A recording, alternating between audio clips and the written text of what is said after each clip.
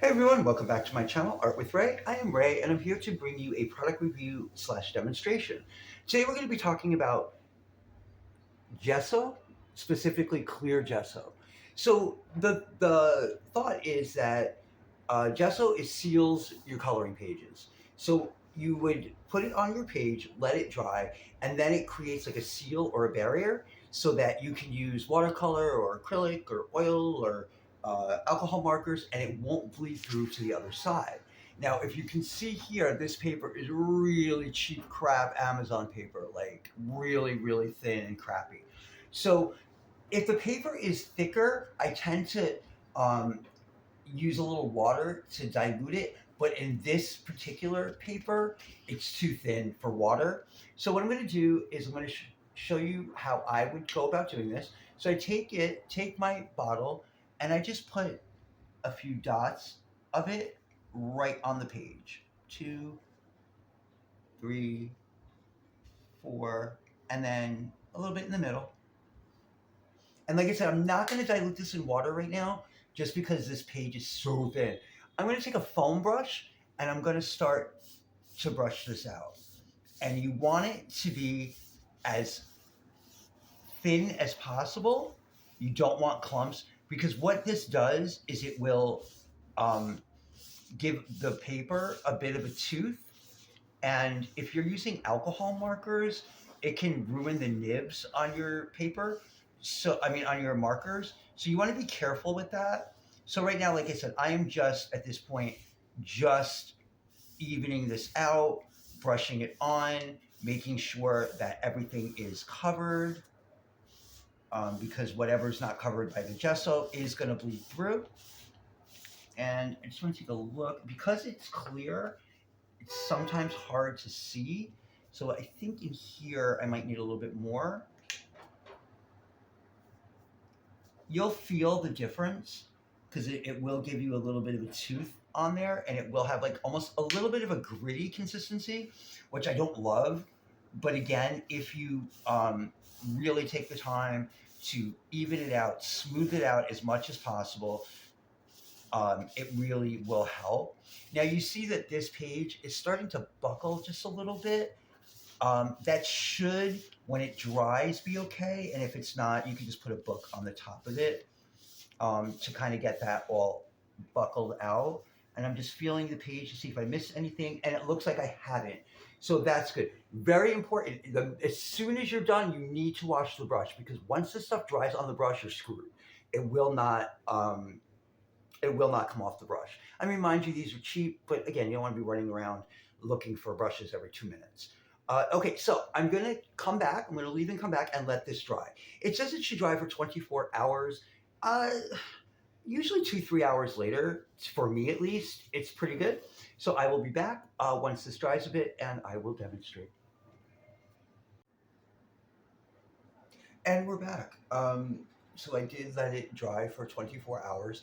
I did read though that you can let it dry for about 20 to 30 minutes and it will be good enough to use. But because this paper is so crappy, I wanted to give it the full 24 hours. Also, I wanted to show you, I did do this. This is from Reptiloids with the Sharpie markers and also with colored pencil over the top. Now, this paper has the same consistency as the coloring book paper. It is cheap copy paper, but I want you to see this has been untreated.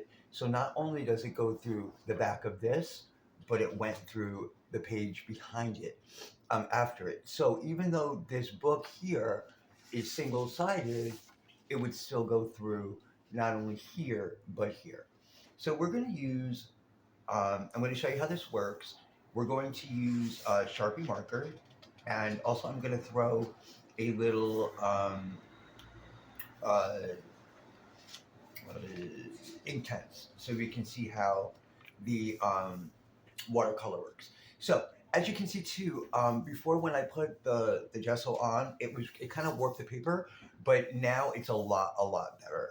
So again, this has been fully cured with the gesso, and you can see there's nothing on the back. So let's start to color a little bit with the Sharpie, and I can show you what I mean. So I'm going to use this dark red color to do his hat here.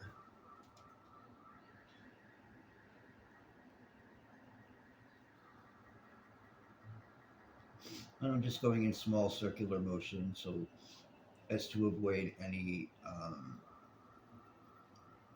streaking or anything like that and get a good coverage, good even coverage or as even as I can get it.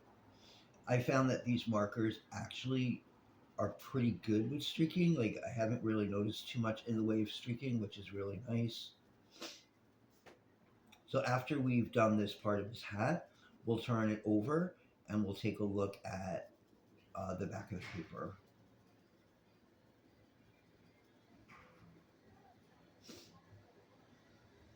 It does take a little bit longer to go in these smaller circles, but like I said, it really does help with streaking.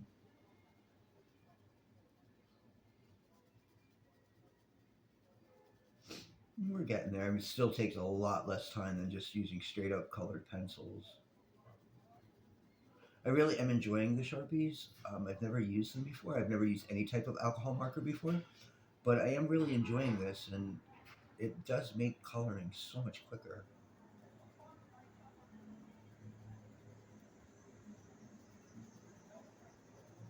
We're getting there. Sorry, guys. But you can see there's a lot of ink going down here, and the ink is going down smoothly. It's not gritty. It's not. I don't feel any resistance against my nibs, which is good. Again, it really seems like the trick is to get the gesso as thinned out as possible, but still covering.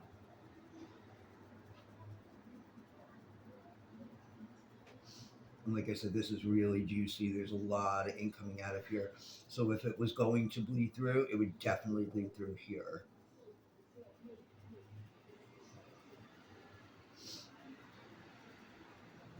I've used this color a lot too. I really like this dark red color.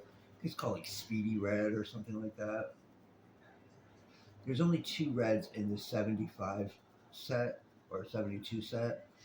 I don't know if the 115 has more. I don't think so.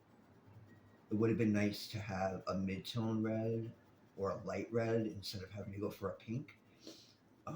But I know that they do have other sets. I would have thought the quote unquote ultimate collection would have been every one of their colors, but apparently not. It doesn't have like a lot of light colors, but I did see like there's a gemstone edition that seems to have some lighter colors. I'll probably have to pick that up just because it is kind of important to have lighter colors, especially if you're going to mix it with colored pencil. We're almost done here.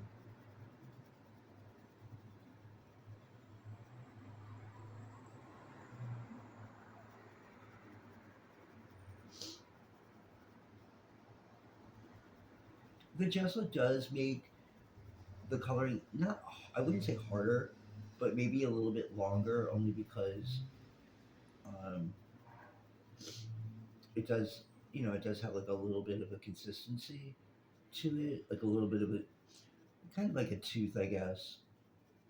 Um, it doesn't make it harder. It just takes a little bit more time. Okay, so that looks okay.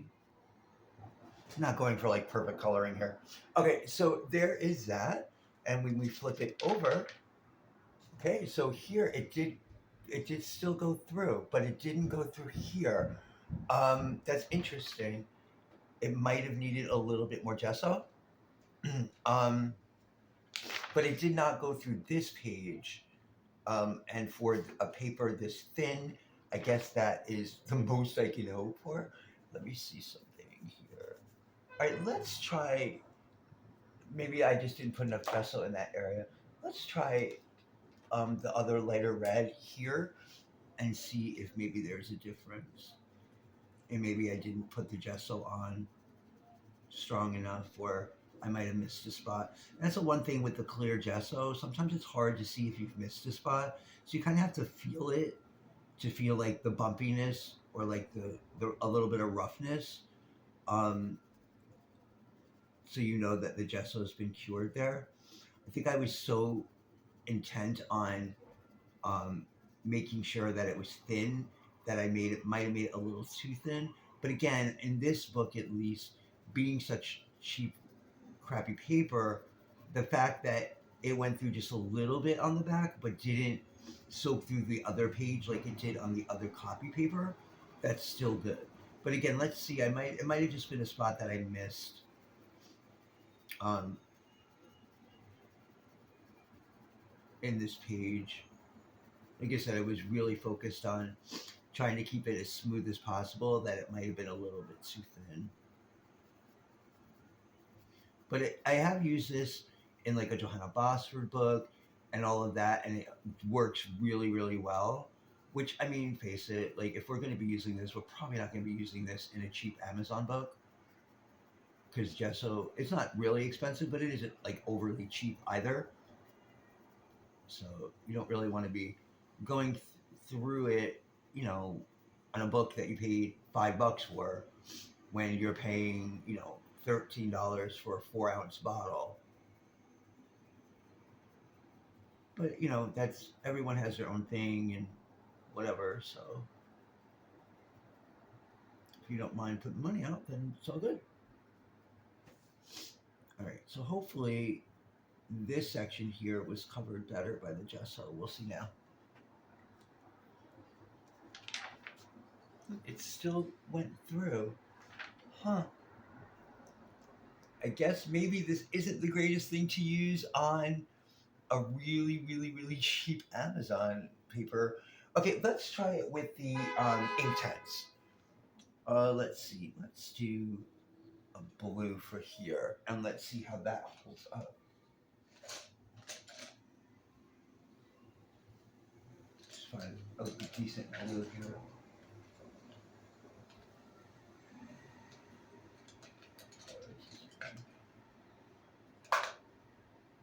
Sorry, I should have had this set up before I came on, but where are all my blues?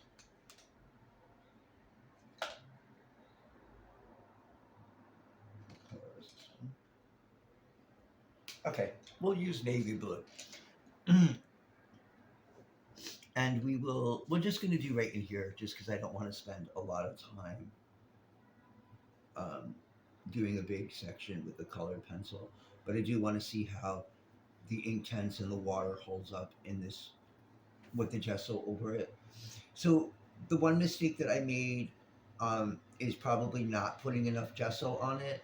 Again, I was more concerned with not ripping this paper and making sure that the gesso was thin. That I think I went a little too thin.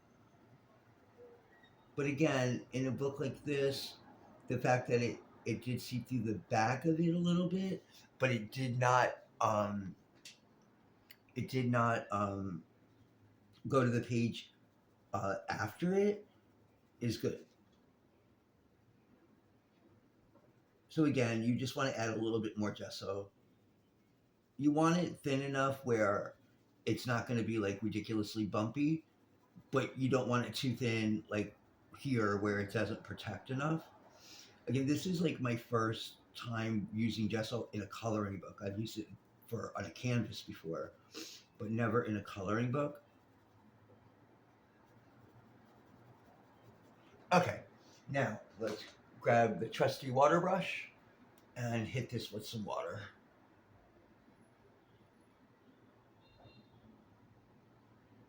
Try and get this water brush to work. Okay.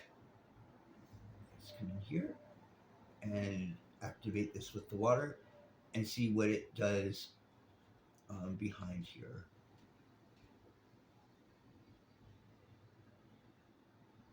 I like the Inktense, and I just put a very light layer of Inktense down. You can see how beautiful the color is. If I put more pigment down, this would have been even brighter.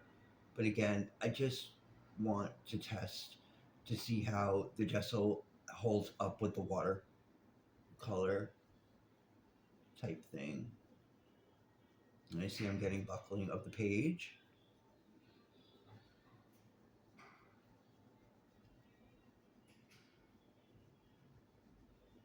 Yes, I'm kind of glad this worked out the way it did because I can show you that it's not things aren't always going to be the way that you think they're going to come out. But again, this does work really well in like a Johanna Bosford book or one of those types of books. Um, just clean off this water brush. Okay, so I've activated that, and there's a slight bleed through, nothing major. Like I said, the page buckled a little bit, but I'm not sure if that's going to um, even itself out after it dries.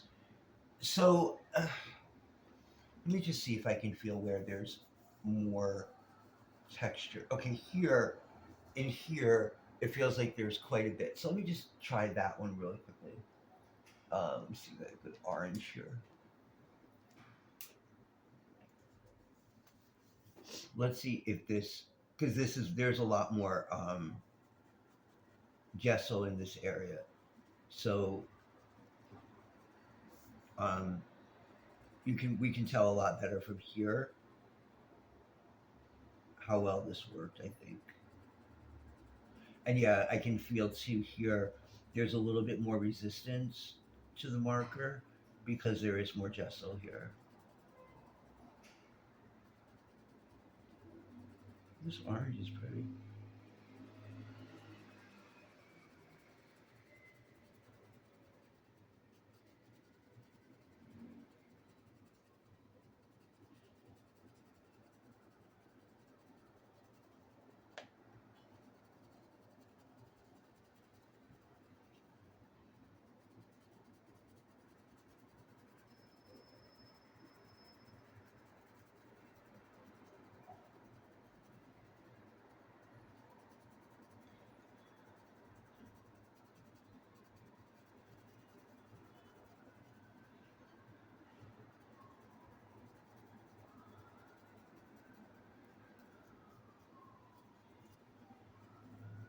Okay.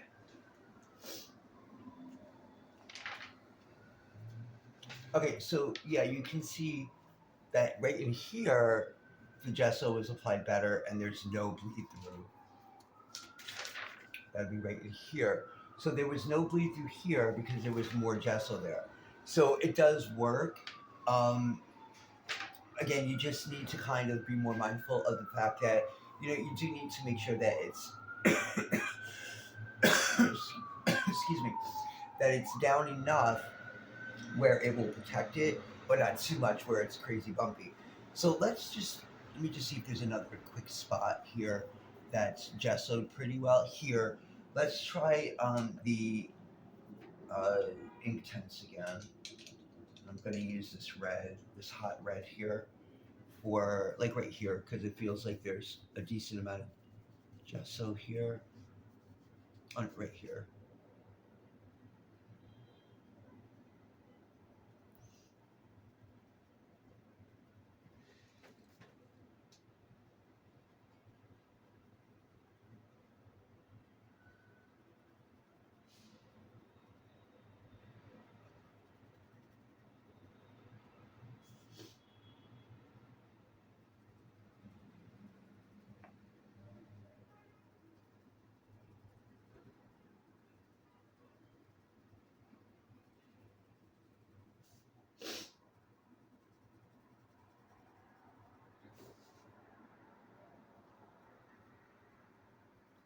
Okay, so let's go in here, get some water flow going,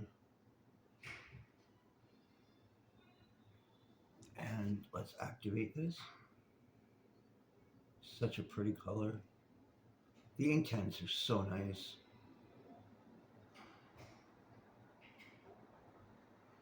They're worth, I mean, they're not cheap, but they're worth every penny. If you enjoy watercolor, well, it's not watercolor, it's actually ink and it dries permanent. Well, they say it does. I don't think it's necessarily 100% permanent, but um, they're really nice. I really like them, and I don't use them nearly as much as I would like. And it's partly because I don't want to ruin a book. But this gesso thing seems to be working out okay for the most part. Like I said, it's a little weird here because I just didn't put enough. Okay, see, it didn't go through at all here. So it does show the gesso does work really, really well. Um, so I mean that got hit with a decent amount of water. There's no buckling here, and again, on this side, it has not gone through at all. So it's just a excuse me. It's just a method of just trial and error and getting your gesso down perfectly. I really wish I could find another spot for the all right, this is here. Let's just try one more Sharpie. Let's do green. Is this here? Yeah, I can feel like I guess I didn't put enough of it down, but let's just see here. This seems to have a little bit more than some other areas, so maybe I'll better be able to see the fact that it doesn't bleed through. We'll see though.